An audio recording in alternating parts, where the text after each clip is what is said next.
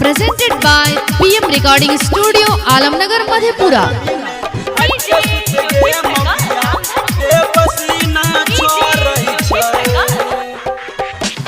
गर्मी में हट के सुत गे मौगिया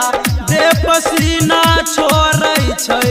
कि गर्मी में हट के सुत गे मौगिया दे पसीना छोड़ै छै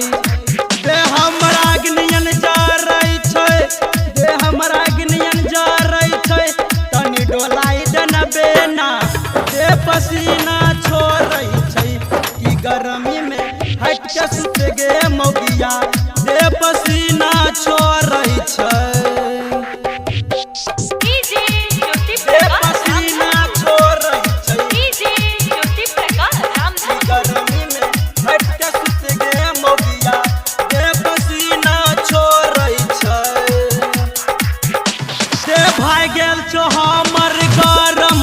तोरा लागै नै छौ शरम गे मौगिया तोरा लागै नै छौ शरम तोरा लागै नै छौ शरम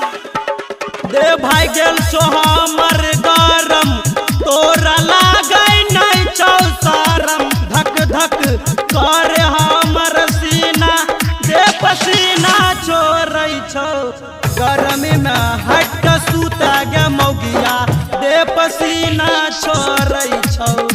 गर्मी में हट के सुत गे मौगिया दे पसीना छोड़ै छौ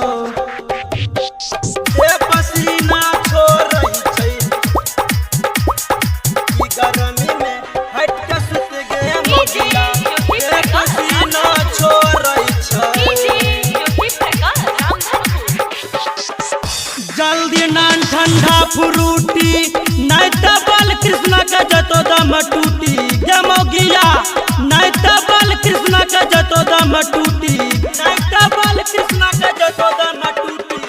जल्दी नान ठंडा फ्रूटी नहीं तो बल कृष्ण के जतो दम टूटी गे मौगिया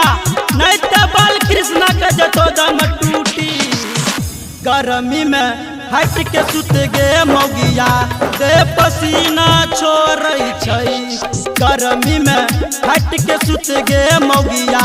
दे पसीना छोड़ै छै राइटर भूचल के मुश्किल भेलै जीना